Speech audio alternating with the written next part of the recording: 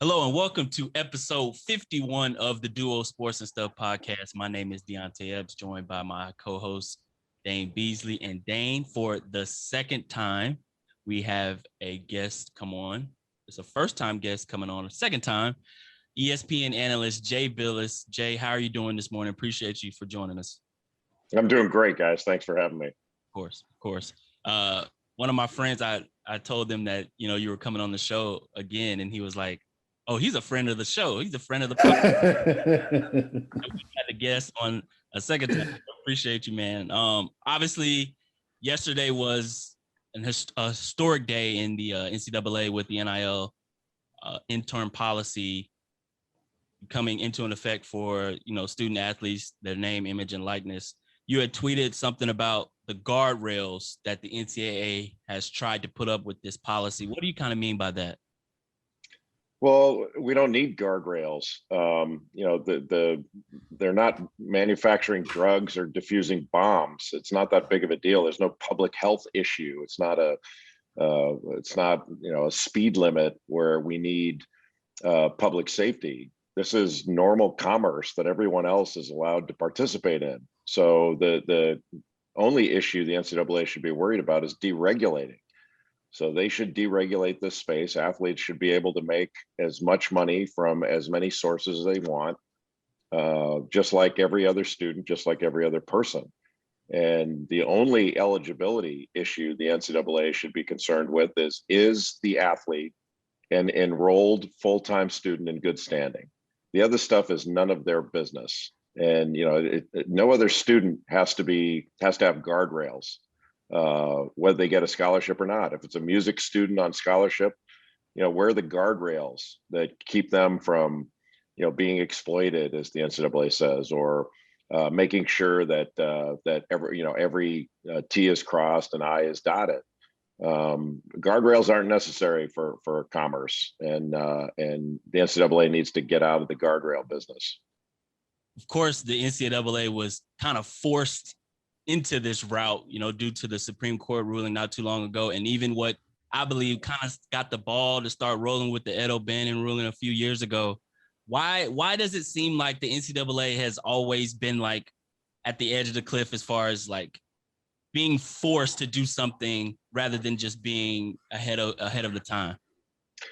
That's a great question. I mean, and the short answer is they just don't want to do these things. And really, the reason they're in this position now, obviously California passing the first law and other states following, really showing what competition looks like.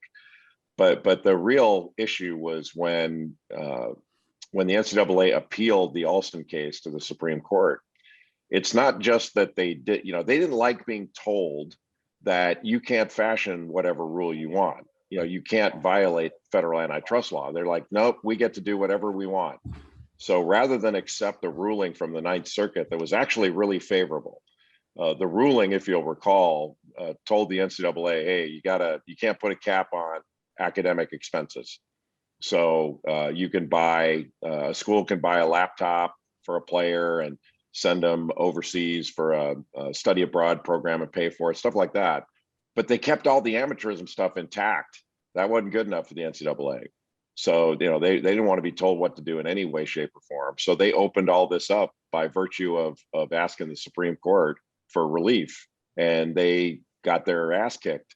And so now it's not just NIL. They've lost every protection they had, all the deference they had from the courts, from a 1984 case called Board of Regents. That's all gone now. So the NCAA is not going to win these antitrust cases going forward. What I think that means is they've not only lost on the academic expenses side and academic benefits, they're going to lose if on any restriction on NIL.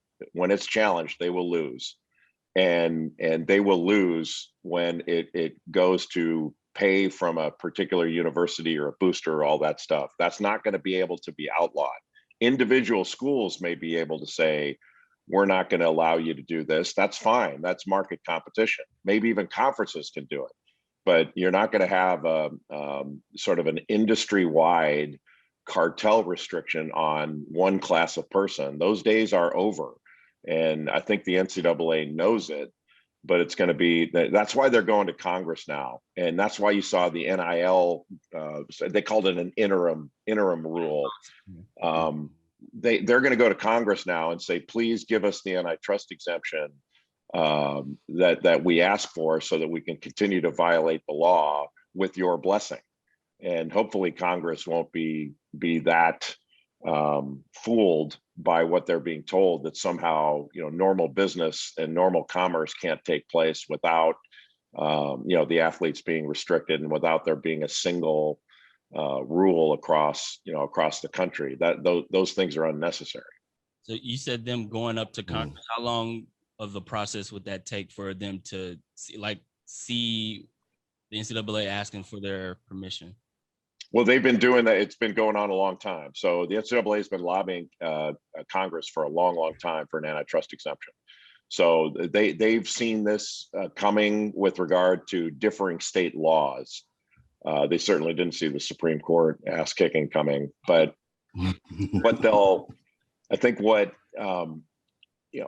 as to how long, it could take months, it could take years. Congress, as you know, is a bit divided right now, but whatever happens, it's probably going to be more favorable to athletes than the NCAA would like. But to me, it's not, any restriction from Congress or anywhere else is wrong. And all you have to do is ask yourself, okay, whatever restrictions there might be, or guardrails or whatever, you'd have to ask yourself, all right, whom else has guardrails like this in our society? And the answer is going to be nobody. It'll be nobody. Mm-hmm. There's nobody in America who is restricted like this. And I'm not saying that in a woe is me, athletes, are mistreated way. Mm-hmm. It's just, well, why? Like, I get it that we've had this screwed up system that has frankly been illegal, and we've had it for too long. People like Reggie Bush and the Fab Five and, the UMass women's tennis team have been mistreated by it, having their records taken away and vacated and all that stuff. But why, when everybody's making so much money, are so many people have their hair on fire over athletes making a few bucks? It's just not that big of a deal. And we need to let go of this, kind of this myth of, virginity in athletics, in college athletics. It doesn't exist, and it never did. Some of the people complaining the loudest now about athletes getting something, I know sold their tickets when they were in school. I know they did. And so why are we worried about them actually doing it in a legal, above board manner, with registered corporations and, normal business? We used to do it under the table. Now we're doing it above board. That's a good thing.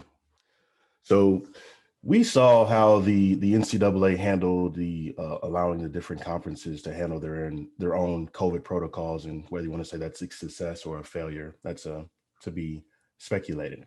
But with different states coming up with their own NIL laws, can you eventually see a future with any type of discrepancies between the states and the schools in regards to looking for some sort of uniform front?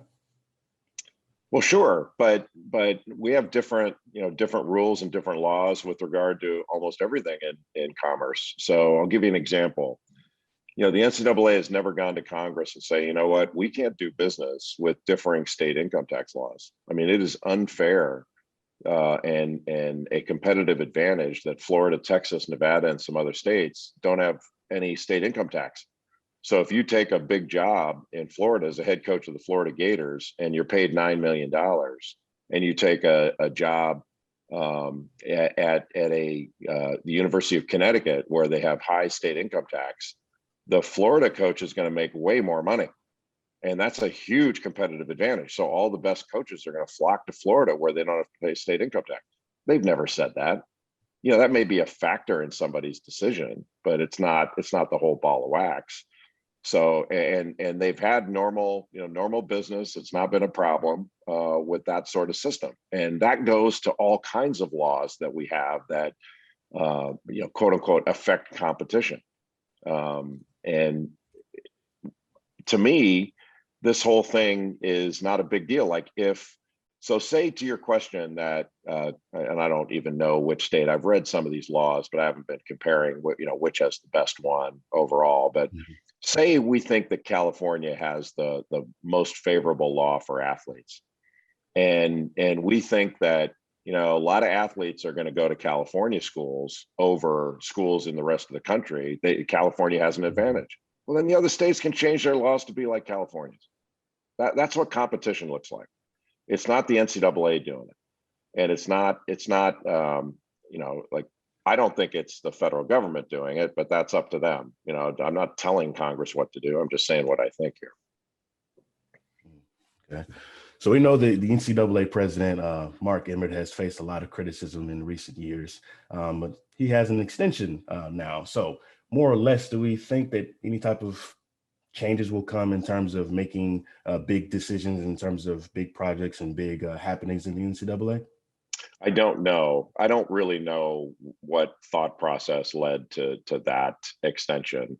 All I know is the people who work in college sports on the conference level and at the member institutions were flabbergasted by that. There is zero confidence in Emmert as a leader.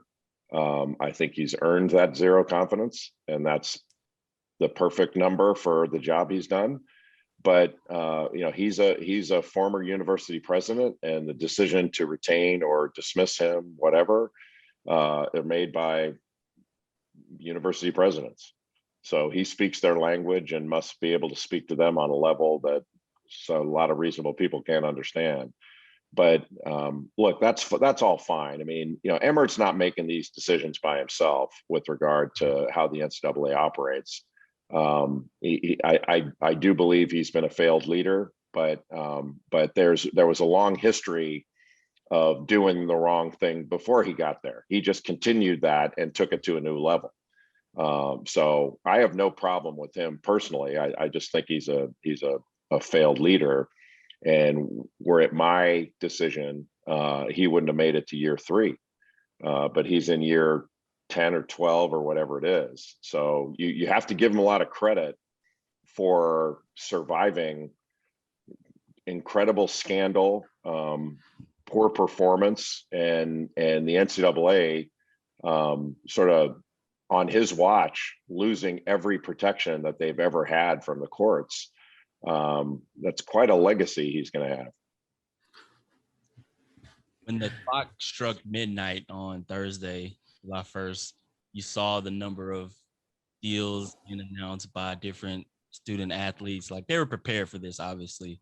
So from the student athlete perspective, a lot of agents and a lot of people in the circle believe that these NIL deals could prevent a lot of big time athletes from going pro, like, after their junior year in college or in football, or, after their freshman year in basketball. Could you kind of see that as a possibility? More big time athletes deciding, hey, I can make some money here. I don't necessarily have to jump to the pros immediately to get paid. I hope so, because I think college is a great place for a young adult, and I'm a big believer in education. So, and look, selfishly, I like watching college football and college basketball. So the longer the players stick around, the more I enjoy it. But it doesn't, it's not that big of a deal to me that I would want someone's rights restricted in order for me to, my viewing pleasure to be enhanced. But yeah, I do think that's one of the positive consequences that'll come from this, is that you'll see more players stay. You'll see them stay at the school they're at when they sign the deal, because the deal may not be there when they leave. You may see some players transfer in order to make more money somewhere else. That's okay. There's nothing wrong with that. You see coaches leave to make more money and administrators leave to make more money. That's a factor in people's lives. Like, money doesn't drive every decision made by every person. It's a factor just like everything else. So I don't see why athletes can't make those decisions as well. I mean, they've been infantilized and treated like they're incapable of making those decisions, but they can. And what I've always found kind of interesting is when agents were brought up before, it was something we needed to protect the athletes from, as if as if they and their families can choose a doctor to look after their health, but they're not allowed, they can't be trusted to choose an agent to look after their business interests. I think what we're going to find, and I hope Congress pays attention to this, I think what we're going to find in the coming days and months and hopefully years is that while we were hyper interested in this at first, pretty soon we're not going to be that interested in this anymore, and we're going to find out that okay, the Cavendish sisters just did a deal with Boost Mobile. It's not newsworthy. I mean, it's great. It's a great deal and all that stuff. But, every time a professional athlete signs an endorsement contract, it's not on SportsCenter. And so we're not going to be following this stuff coming up. We're going to lose our appetite for this. And we're going to find out that the world has not spun off its axis. The sun keeps coming up. It's not a big deal. And I think that may urge Congress to say, it's working fine. What do we need to do here? Because it's kind of like the stipend. I don't know if you guys recall, but 5, 6, 7 years ago, whatever it was, the NCAA used to allow an athlete a scholarship only, and there were other expenses that went with school.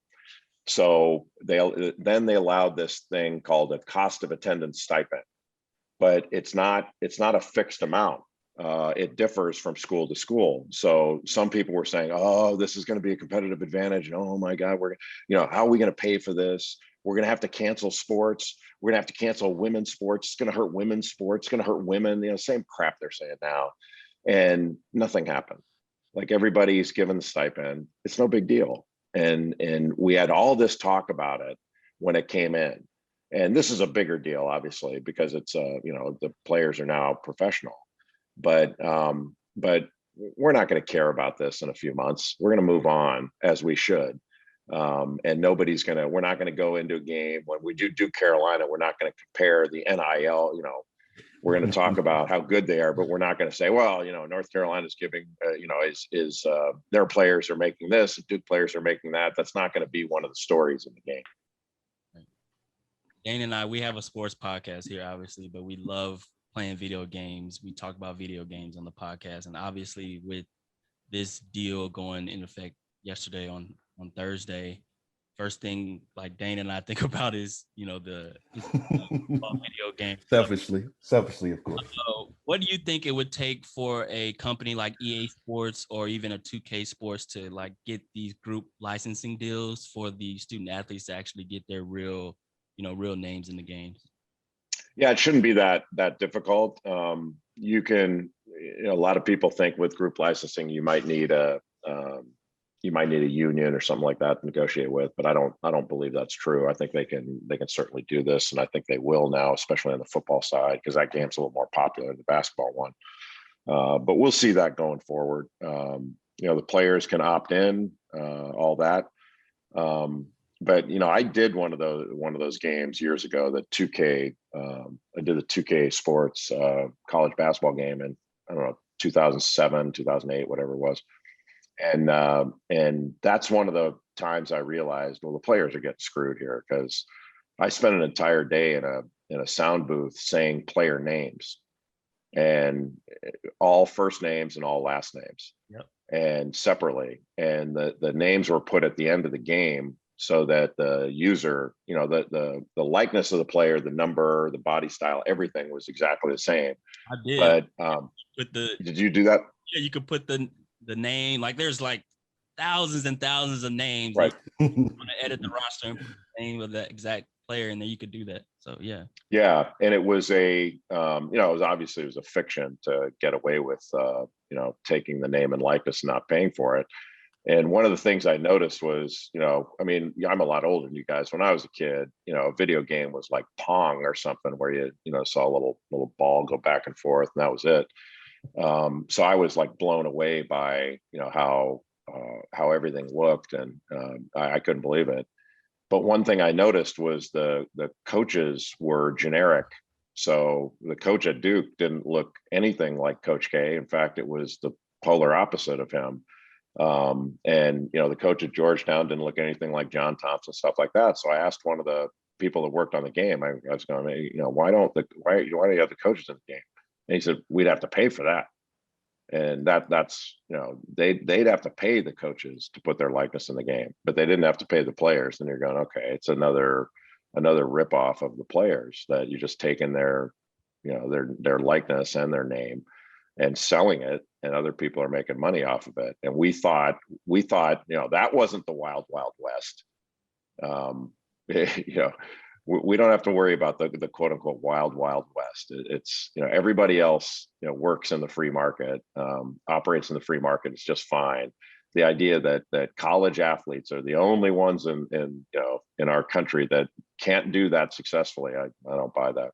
I think it just goes to the fact that like a lot of the times people are so afraid of change, and especially if money's involved, is like, Mm-hmm. oh no, what? We can't do that, Yeah.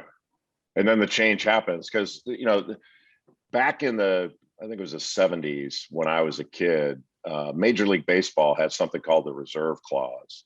So there was very little movement of players. There was no free agency, and that was challenged. So the reserve clause was challenged by a guy named Curt Flood. He wound up ultimately losing the case, but it changed everything. And then free agency came in probably about 1975. And there were a lot of people, including a lot of Major League Baseball players, that were still brainwashed into thinking this is going to ruin Major League Baseball. If you have freedom of movement of players, it's going to ruin everything. And it didn't ruin everything. It's okay. And we're going to have the same thing here. Doomsday is a pretty good scare tactic that's been used by a lot of people in a lot of different industries and politics and all that stuff. And the NCAA has been using it with regard to athlete compensation for years. And look, I mean, this one really frosts me. Look at how players over the years have been mistreated for, taking this or that or whatever it is. And look, I get it, rules are rules, but these were unjust, unfair, in a lot of ways, illegal rules, as the Supreme Court pointed out. But, I really do believe that the NCAA should reinstate Reggie Bush's records and USC's championships and UMass Tennis's championship. All the things that they did over chintzy amounts of money that didn't mean anything. Like, as a gesture of goodwill, give the Fab Five back their banners and let's stop all this stuff and start anew. And maybe the NCAA can gain an ounce of credibility that they've squandered away over the last 116 years. Well, you already go ahead. You went ahead and answered one of my next questions. Is that your question? Video games, and I was like, what about Reggie Bush putting up these video game numbers, and all that's gone now, including the Heisman that he got. It's like, well, there you go, Jay Bilas, everyone. But I really do believe that. I mean, there are going to be some that said, well, that was a rule on the books at the time. Yeah, you can have a lot of bad rules and enforce them, right. Enforce them in a way that's heartless and cruel. And frankly, the disassociation rule is cruel and it's wrong. And I'm not saying that the NCAA should go out on bended knee and give everybody an apology, but the right thing to do is reinstate all those records. And go all the way back to Howard Porter in 1971. I don't care that Howard Porter talked to an agent or took a few bucks from an agent before his eligibility was up because he was going pro the next year. Look, I mean, people aren't going to like this, but it's true. You'd be hard pressed to find a banner that's been hung in football or basketball where all the players were eligible. I don't think you could find one. And, you can go straight to UCLA's championships in the 70s under John Wooden. I mean, they had a booster back then named Sam Gilbert who was paying the players, and everybody knows it and knew it, including Coach Wooden. And the NCAA didn't do anything about it.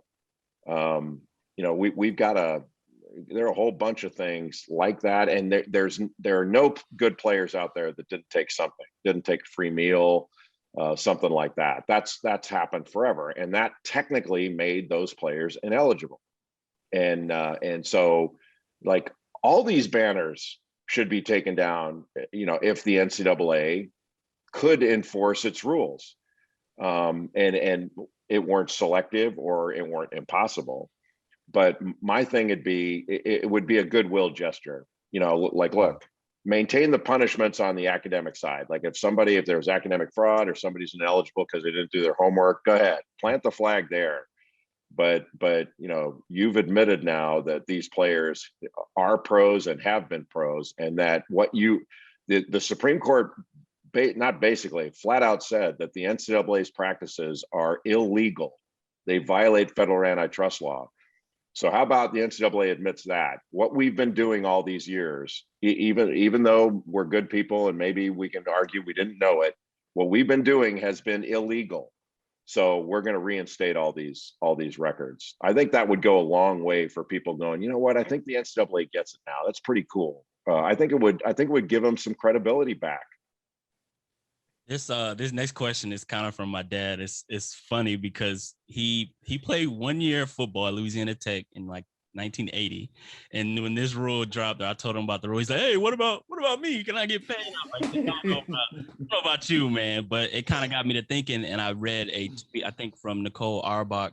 She was saying how North Carolina has this program that they just put in about retroactive players getting paid for their jersey. Like they're going to come up with jerseys with former players and, give some profit to the players that were there previously now that this law is in effect. Is that something that you kind of agree with? Like more institutions will probably come with things like this? Yeah, it's not a question of whether I agree with it or not. To me, it's sort of everybody do what you want. I mean, if you want to sell jerseys of former players or current players, or as long as the players are compensated, or at least have the chance for maybe a player will say, hey, yeah, go ahead. I mean, I'll sign that, but you don't have to pay me, give the money to charity, or you guys keep it. You're my school. Maybe some people don't want to be paid. That's up to them individually. That's fine.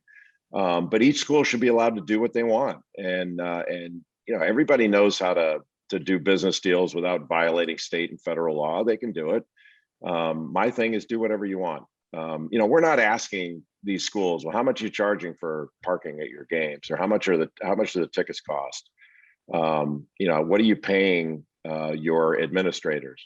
Is everybody being paid the same? How many do you have? We don't ask those questions. Everybody makes their own decisions. And the same thing with facilities. Did you go by proper building codes and building that new building, and how much did it cost you? Is that fair? We're not asking that stuff. And we don't need to ask it with regard to players. They know how to do business. These are huge corporations. These schools, they have 30,000 plus employees. They know how to handle their athletes, and they know what they're worth. They know whether they want to pay them and how much they want to pay them. And it's funny, man. We know exactly whom to recruit and exactly whom to put in the game when we want to win, and we know what they're worth too. So if schools want to pay, go ahead. If you don't, that's your business. But we shouldn't have an industry-wide cartel rule that restricts what you can provide an athlete, or what an athlete can earn, or what an athlete can accept. Jay, we appreciate you coming on. Could not let you go without asking one more question. Obviously, Coach K has announced that this will be his last season, and you played under him. Kind of talk about his impact on the game of college basketball and on you as well. Well, it's been profound. I mean, just the impact on me. I can't imagine what my life would be without Coach K in it. It's been an incredible relationship that has been going on for 40 years now, but also it has been a springboard for other relationships that I've had with both teammates, and it opened up a different world for me playing for him and all the things that came from it. So I couldn't be more grateful or pleased about that, that decision to play for him back in 1982 when I was a senior in high school. His impact on the game has been similarly profound. It's hard for me sort of to imagine what the game will be like without him. Now, that said, when I was a kid, it was hard for me to imagine the world would keep spinning when John Wooden retired at UCLA.